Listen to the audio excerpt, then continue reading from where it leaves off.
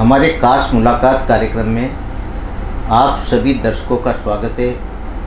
आज इस श्रृंखला में हमारे साथ साहित्यकार श्री रामकरण प्रभाती जी है। रामकरण प्रभाती जी से इनके साहित्य सृजन के बारे में जानेंगे, साथ ही ये कहाँ से हैं और इनकी शिक्षा कहाँ हुई, ये सब इनसे हम बखूबी जानेंगे। आइए बात करते हैं रामकरण जी प्रभाती से।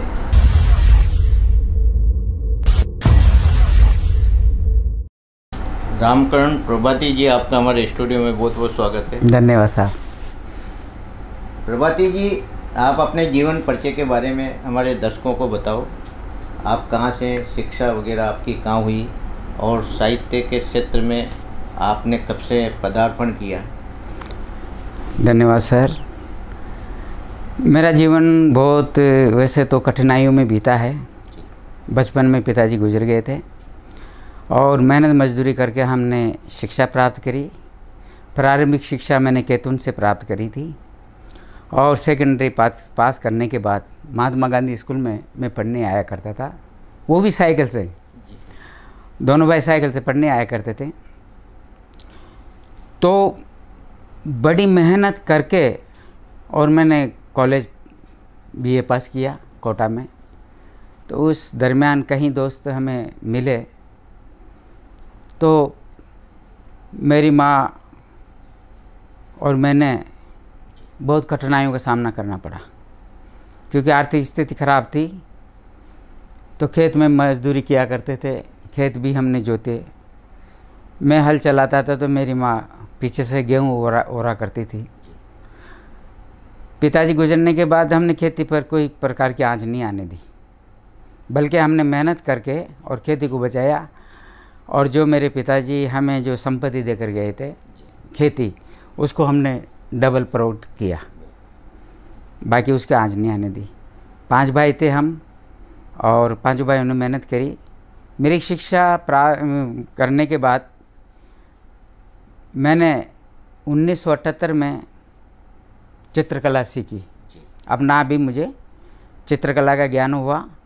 और जब मेहनत 4 रुपये थी, एक व्यक्ति की मेहनत 4 रुपये थी मजदूरी, उस वक्त में पेंटिंग का काम करके, चित्रकारी का काम करके मैं 200 रुपये कमाया करता था।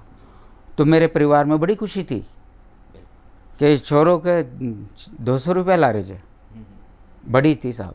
उसके बाद में सन 1979 में जेके फैक्ट्री बंद होने के बाद पुनः चालू हुई। उस टाइम को मैं जब यहाँ आया तो मेरी मुलाकात यहाँ के चित्रकारों से, पेंटरों से हुई। तो मैंने यहाँ एडवर्टाइज शुरू कर दिया। और उस टाइम को 11 रुपये मजदूरी थी। और मेरा भाई और मैं, वो भी राइटर है, पर वो ग्रामीण परिवेश की रचनाएं लिखता है, भजन वगैरह लिखता है। तो उसके मैंने 12 बीघा ज़मीन बनवा दी मेरी नौकरी लगने के बाद। तो वो और हम दोनों 400 रुपये करीब हम मजदूरी के रोज़ाना लिया करते थे और शहर में पेंटिंग किया करते थे।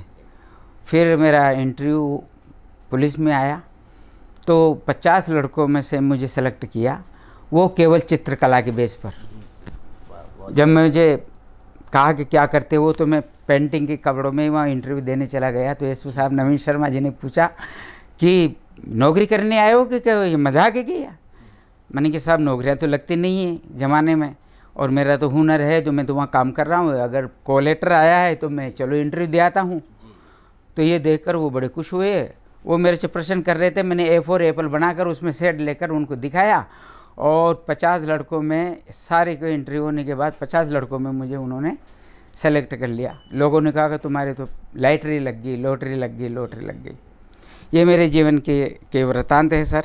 और 1978 में जब मैं 8वीं में पढ़ता था, रामधारी सिंह दिनकर की कविता मैंने पढ़ी। तो वो मुझे ऐसी लगी, क्योंकि मेरे दादाजी पहले लिखा करते थे। उनकी मुझे डायरी थी लेकिन पूरी पढ़ने में नहीं आया करती थी, अल्प ज्ञान था, समझदारी नहीं थी कि दादाजी ने क्या लिखा था। मेरे पिताजी उनको पढ़ा करते थे। तो जब ये देश आज़ाद हुआ, यहाँ पर ये बांध बना, नेहरू जी हमारे कैथून में आए, तो उन्होंने एक लाइन वो गीत लिखा होगा कि नेहरू जी ने नहर कटाई, गांधी महात्मा की बलियारी। तो मेरे पिताजी गाया करते थे, जो मुझे वो याद थी। तो ये तो वो थोड़ा सा मेरे दिल में था, पारिवारिक ज्ञान थोड़ा सा। और जब रामधारी सिंह दिनकर को बढ़ा तो मुझे लगा कि रामधारी सिंह दिनकर ने देश के प्रति और जनता के प्रति क्या बात कही है। तो उस छोटे से की उम्र में मैंने उसको रेखांकित करते हुए मैंने भी रचनाएं लिखना प्रारंभ किया।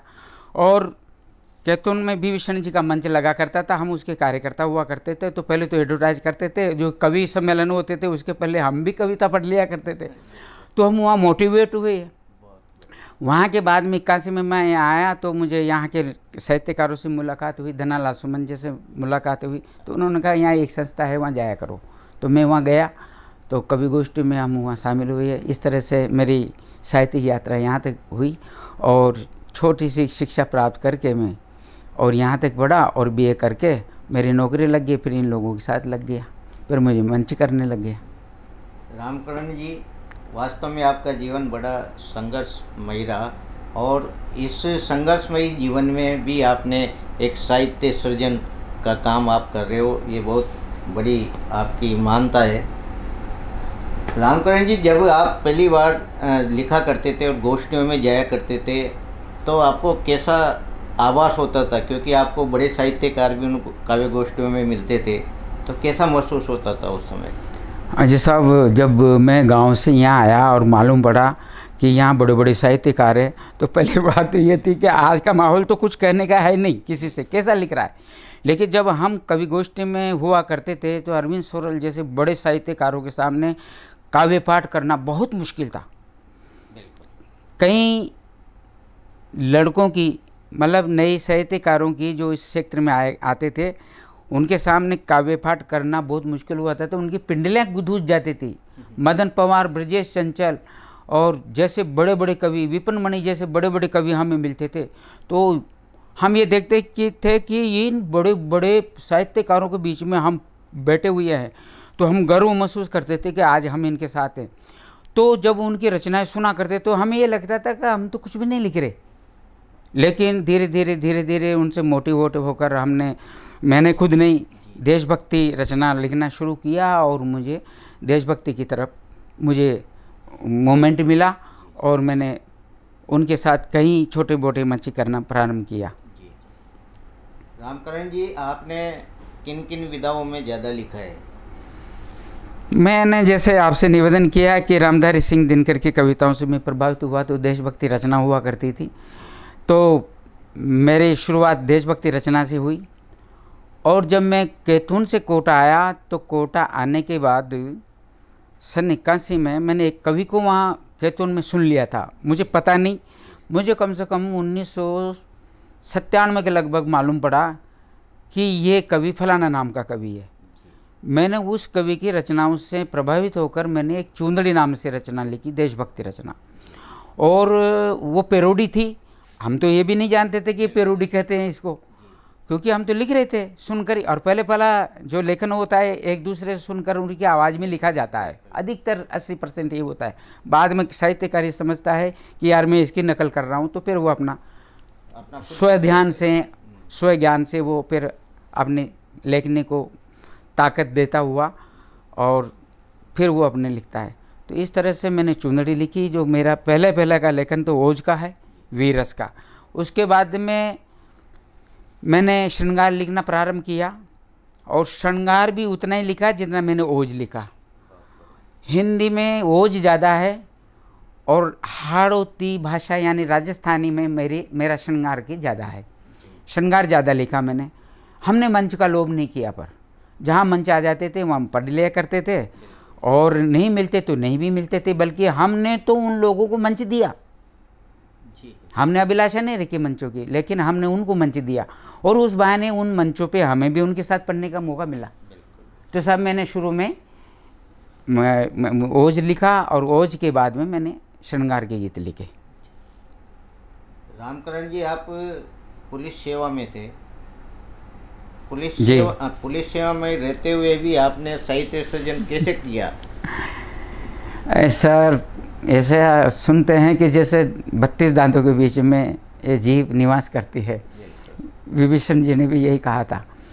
तो मैं एक छोटा अदना सा व्यक्ति था, छोटी सी नौकरी लगी थी। मैं वैसे तो ओए से रिटायर हुआ हूँ वहाँ से, और सभी अधिकारियों से बहुत प्रेम रहा, और मेरे गतिविधियों के बारे में एसपी से लेकर आईजी सर तक मेरी कविताओं के बारे में जाना करते थे। मैंने कई बार मंच पे भी और उनके चैम्बर में भी जाकर उन्होंने मुझे कई होली के अवसरों पे भी मुझे काव्य पाठ करने का उन्होंने मौका दिया, और सभी स्टाफ इकट्ठा हो जाया करता था और मैं काव्य पाठ करता था। तो वो बहुत प्रभावित, आज भी मुझे कहने में गर्व महसूस होता है कि बहुत बड़े आईजी साहब थे उमेदराम जी विष्णु, जो रातानाड़ा जोधपुर में रहते हैं, वो मेरे साहित्य से बहुत प्रभावित थे सर, और वो भी मेरी रचना सुना करते थे। आज भी एक पुलिस अधिकारा है, वो भी राजस्थानी एक गीत को बहुत चाव से सुनती है, और कभी भी मैं मिलता हूँ तो ये कहता है कि प्रभाती जी वो गीत सुनाओ। तो ऐसी मोहब्बतें मैंने तो उनसे बहुत प्यार पाया है, उनका बहुत आशीर्वाद मिला मेरे अधिकारियों का सर। और मैं ये कहना चाहता हूँ, पुलिस विभाग में साहित्य माहौल नहीं है, लेकिन फिर भी मैंने साहित्य वहाँ लिखा, और यही है कि मैंने वहाँ ओपन नहीं होने दिया, लेकिन ये प्रतिभा है, ये तो उजागर होती है ये हुई सही। और मैं अधिकारियों के बीच में रहकर भी मैंने काव्य पाठ किया, उन्होंने मुझे आशीर्वाद दिया सर। रामकरण जी, आपकी कोई रचनाओं सुनाओ दर्शकों को। धन्यवाद सर। रचना तो मेरे पास काफ़ी सारी है सर, और मैं चाहता हूँ कि महाराणा प्रताप जयंती आने वाली है, आपका आशीर्वाद हो जाए तो मैं महाराणा प्रताप जयंती पर मैं एक रचना, ताकि अगर उस टाइम को भी ये, क्योंकि वो बहुत थोड़ी 5 मिनट की रचना होगी, तो मैं उसको सुनाना चाहता हूँ, फिर आपका आदेश हो जाएगा तो दूसरी रचना। मेरे ध्यान में एक विचार आया सर कि हल्दी घाटी का इतना बड़ा युद्ध हुआ जो इतिहास में अमर है। इस धरती की लाज बचाने के लिए, इसकी आन बान और शान, राजस्थान की माटी की रक्षा करने के लिए और हिंदुत्व की सनातन की रक्षा करने के लिए महाराणा प्रताप ने अकेले नहीं, कोई राजा उनके साथ नहीं लड़ा था, कोई राजा उनके साथ नहीं लड़ा युद्ध भूमि में। इसलिए मैंने प्रश्नवाचक लगाया, क्यों हारे महाराणा प्रताप? लेकिन उनकी आत्मिक जीत तो हुई है, आत्मिक जीत है उनकी, हम पराजय नहीं कर सकते, वो विजय हुई है मेरी विचारधारा में। लेकिन मैं प्रश्नवाची इसलिए लगाया कि वो अकेले लड़े। निवेदन करता हूँ कि बाजा जंगी ढोल दुदुम्बी बाज उठी, बाजा जंगी ढोल दुदुम्बी बाज उठी, हल्दी घाटी में गगन भेदी तोपा गाज उठी। अरे अपरा तपरा माची हल्दी घाटी में, हम मेवाड़ी जोधा त्यार बलछी वाला लाठी में, बर्छी भाला लाठी में, कि मेवाड़ी जोधा त्यार बर्छी भाला लाठी में, कि हाड असूते खींची शक्तावत चूड़ावत भारी, जाग्या राठौड़ सूरमा पीतल सा दरबारी, जाग्या राठौड़ सूरमा पीतल सा दरबारी, कि सिसोदियारी मातृभूमि प्राणासु प्यारी, क्यों राणा ने चित्तौड़ दुर्ग मेवाड़ दराहारी, क मिर्जा मान सिंह जत सेना नायक बना धायो, अगर सुत के लारा मनसबदार बनायो, क चिंता में डूब्या वह जोधा न स्वाभिमान पायो, और उदय सिंह सुत न जद अनपाणी न भायो, उदय सिंह सुत न जद अनपाणी न भायो, क दुश्मन से टकरावा तलवारा चमक उठी, दुश्मन सु टकरावा ये तलवारा चमक उठी, भाला बरछी रजपूता का हाथा दमक उठी, क चेतक पर बैठे राणा हाथा भारी भालो, कवच पर ढाल बांध लारा मन्ना झालो, क गद्दार निकल गई रे यो मारो शक्ति सो भाई, गद्दार निकल गई और मारो शक्ति सो भाई, लारा हो तो हल्दी घाटी में लड़ता दो भाई, क राणो बोलो रे पीतल एक बुझा लड़ेगी, और युद्ध माई रजपूती तलवारा खूब बढ़ेगी, रणमाई रजपूती तलवारा खूब बढ़ेगी, क मानो बोलियो मान सिंह जाला, क मानो बोलियो माँ के होता यो कलेश काई, अन्नदाता मातृभूमि को ऋण चुकाता अपताई, अन्नदाता मातृभूमि को ऋण चुकाता अपताई, कट कट दांत चापता शक्ति कूद पड़ा जंग, कट कट दांत चापता शक्ति कूद पड़ा जंग, ठोर ठोर पे गेला हल्दी का चातंग, का हर हर महादेव जयकारा गूंज उठा, और बरछी भाला सु खून फवारा फूट पड़ा, बरछी भाला सु खून फवारा फूट पड़ा। का गगनभेदी तोपा आग उगलती गोला, गगनभेदी तोपा आग उगलती शोला, का मेवाड़ी सूरा भी झेल रहा था तोपा का गोला।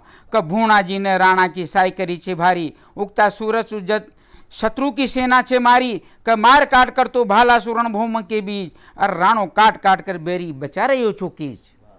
का देख मिर्जो राणा को लोई खोल उठे, मिर्जा मान सिंह का देख देख मिर्जो राणा को लोई खोल उठो, देशभक्त कहरियो जय जगदम्बा बोल उठो, का युद्ध में मारी साय करो है मात भवानी, चंड मुंड मर्दनी तू जगदम्बा मात भवानी, चंड मुंड मर्दनी तू जगदम्बा मात भवानी, चंड मुंड मर्दनी तू जगदम्बा मात भवानी। का एड लगाई चेतक का डाफर खाई आसमान, एड लगाई चेतक का डाफर खाई आसमान, और महाराणा युद्ध कर रहे अच्छा घमसान। का देख मेवाड़ी शौर्य जब मुगली सैनिक भाग्या, देख मेवाड़ी शौर्य जब मुगली सैनिक भाग्या, और दुश्मन की लाशा देख मेवाड़ी भाग जा गया। का अब तो युद्ध जीत बाड़ा जा। का दूधारी तेगा जब लाल खून में ना गया, और पल भर में जाना फतेह का राज पा गया। का गज का माथा पर चेतक का दोनों टाप, और दांता पर टिका दिया जाना अपना आप, दांता पर टिका दिया जाना अपना आप। का भाला सु वार करियो दुश्मन की छाती पर, महाराणा प्रताप ने का भाला सु वार करियो, का भाला सु वार करियो दुश्मन की छाती पर, गज डग गयो चेतक गिर गयो भूराती पर। का महावत शीश काट भालो खम्बा सु टकरायो, और खम्बा ने जान बचाई दुश्मन ढकरार घुर्रायो। मान सिंह ढकरार घुर्रायो, का चेतक नीचे गिरता ही मुगली सैनिक टूट पड़ा, तापड़ तोड़ तलवारा बीच राणा कूद पड़ा। का अंधाधुन तोपा तेग बरछी भालो, का भीड़ चीर तो बेरी काट तो आयो मन न जालो, तो कर लेना। का भीड़ चीर तो बेरी काट तो आयो मन न छालो। का पीतल ने राणा की शाही करी छे भारी, और दोनों जोधा ने मुगला की सेना छे मारी। का मुकुट उतार राणा को माथा पर धर लियो, राणा का प्राणा को बोझ माथा पर पहर लियो। का मान सिंह बोलो महाराणा रण क्षेत्र सु जाऊ, मुँह रोकू रिपुदल ते मेवाड़ी ताज बचाओ, मुँह रोकू रिपुदल ते मेवाड़ी ताज बचाओ। का चूड़ावत झालो और सूरी ये तीनों करता प्रहार, रण क्षेत्र बीच दुश्मन को खूब करता संहार। का देख रजपूती सिंह सूरा जद जोश सु दूक्या, का हकीम खां सूरी ने भी शत्रु भोडा सा फूंक्या, हकीम का सूर्य ने भी शत्रु भोडा सा फूंक्या। कि ये पीतल हकीम मान सिंह जैसा सूरा, ये पीतल हकीम मान सिंह जैसा सूरा, ये रण बांकुराचार और चट्टाना सा पूरा। का युगा युगा ताई अमर हो गयो राणा को नाम, और मेवाड़ भूम बना दियो अमर वीरा को धाम। के भारत का जोधा सू यही विनती छे मारी, भारत का जोधा सू यही विनती छे मारी। महाराणा की गाथा छे दुनिया में सबसे न्यारी। कर नमन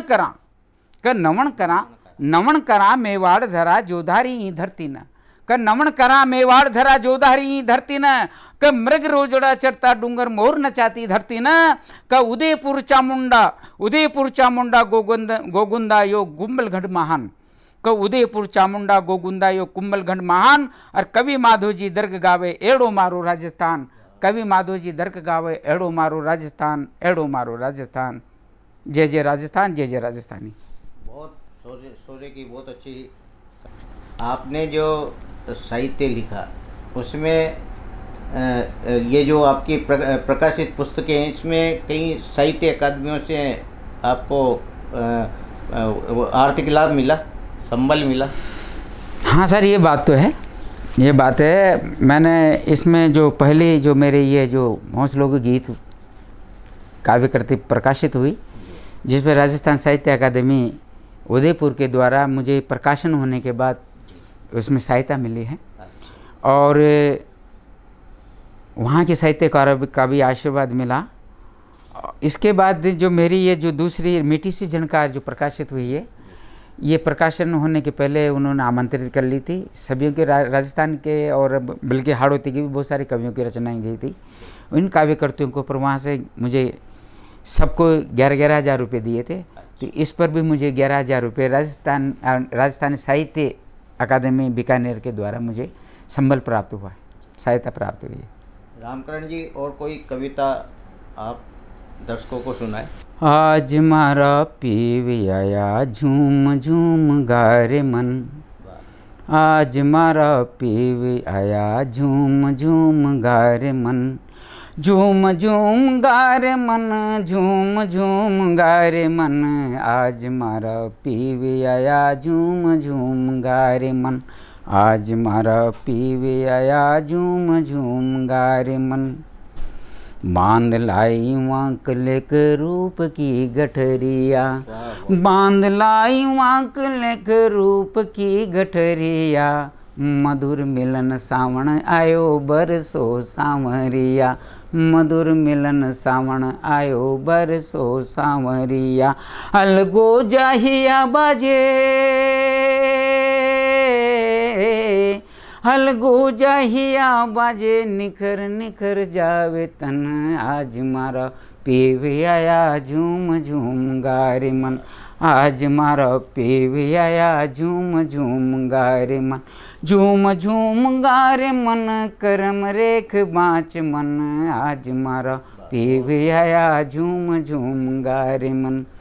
खोल्या कपाट जद हिया 74 साल का, खोल्या की बाण जद हिया 74 साल का, गेलाम बिछाया नैन सुनताई काल का, खोल्या की बाण जद हिया 74 साल का, गेलाम बिछाया नैन सुनताई काल का, तो घूघरा की राग पूरे, झांझर की रागपुर पाँव हो गया मण मण, आज मारा पीवे आया झूम झूम गारे मन, झूम झूम गारे मन, प्रेम रेख बाँच मन, आज मारा पीवे आया झूम झूम गारे मन। और इतनी खुशियाँ लाई भरकर कि धरती पर पाँव न ठहर रहा और हिरनी की नहीं कुलाचा भर रहा।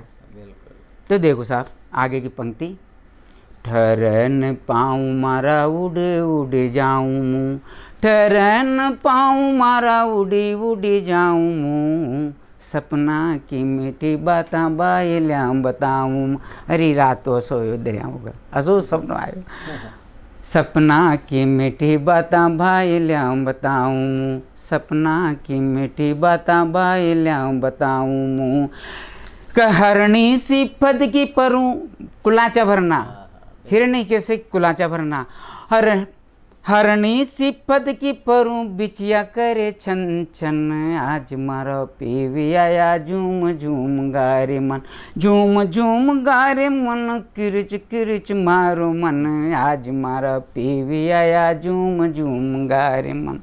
डील को विकास जान पोल लाग्या ठांगला, डील को उठान जान पोल लाग्या ठांगला, काऊं काऊं करता डोल गाँव बीच कागला, काऊं काऊं करता डोल गाँव बीच कागला, तन मन बसंत छायो नशा करे सन सन, आज मारा पीवे आया झूम झूम गारे मन, झूम झूम गारे मन, झूम झूम नाच मन, झूम झूम गारे मन, झूम झूम नाच मन, आज मारा पीवे आया झूम झूम गारे, आज मारा पीवे आया झूम झूम नाच मन।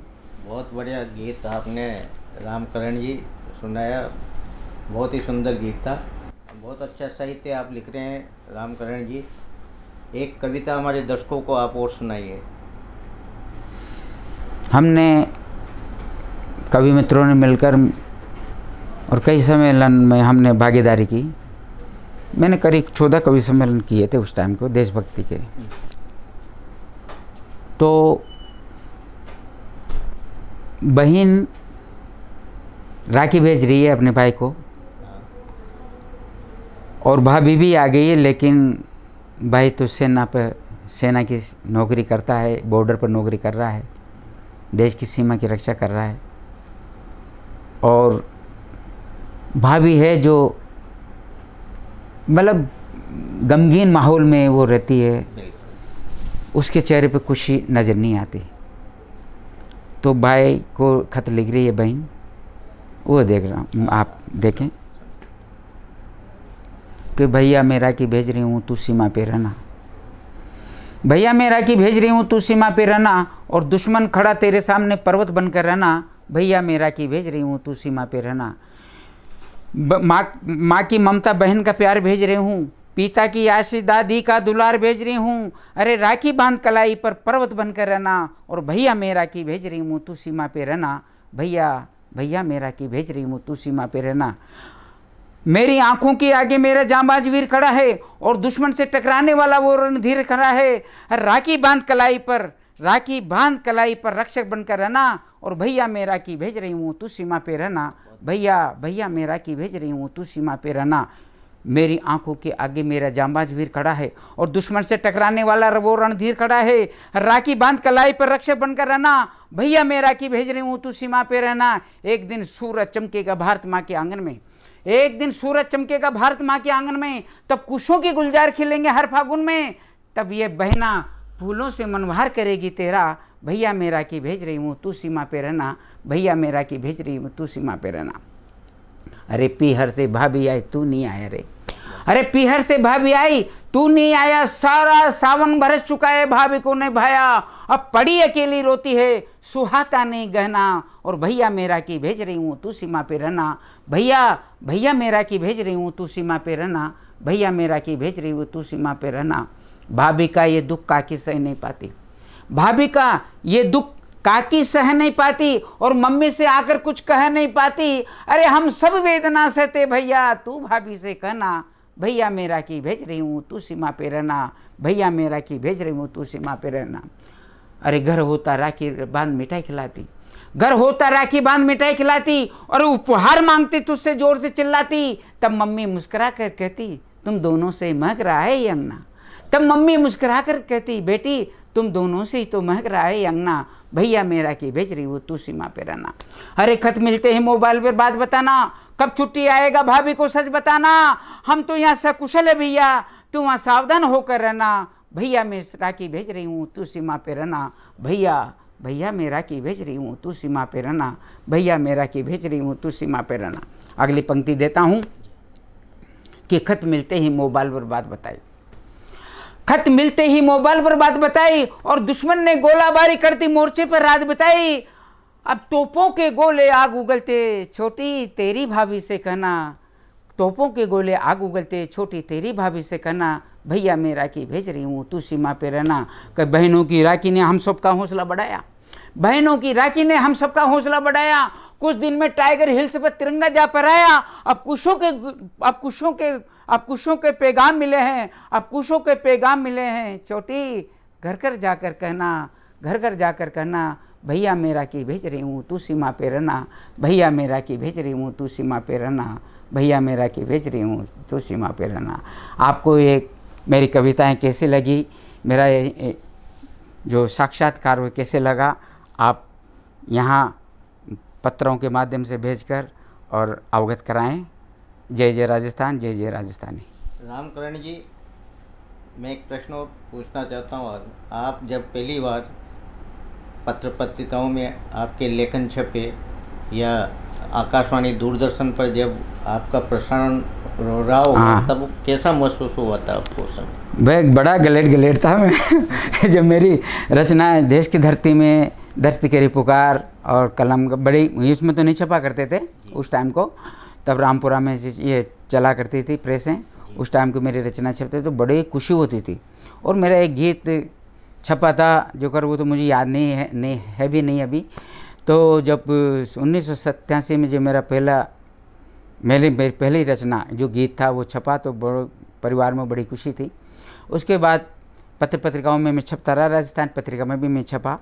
और जब कोटा आकाशवाणी जब यहाँ आया 89 के लगभग, तो जब से हम कोटा आकाशवाणी पे जाया करते थे, तो यहाँ मुझे बहुत संबल मिला मेरे साहित्य को, और समझदारी भी आई।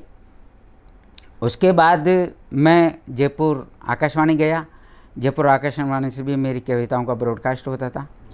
उसके बाद जब मैं पत्रों के माध्यम से दूरदर्शन को लिखा करता था तो वहाँ भी मुझे चांस मिला। तो मुझे जब आकाशवाणी जयपुर और दूरदर्शन जयपुर जब मैं गया और वहाँ मैंने रचनाएं बड़ी बड़ी साहित्यकारों के बीच में पढ़ी, हालांकि मेरे पास अभी भी वहाँ की फ़ोटोग्राफ है, तो साहब मुझे वहाँ बहुत मोटिवेट हुआ। मैं वहाँ पर मुझे बड़े बड़े साहित्यकार मिले, रवि पुरोहित जैसे। और जब यहाँ कोटा की जनता देखा करती थी तो जब मिलते थे ना, अरे भाई साहब हमने आपको टीवी पे देखा था, टीवी पे आपका काव्य पाठ सुना था, बहुत अच्छा लगा।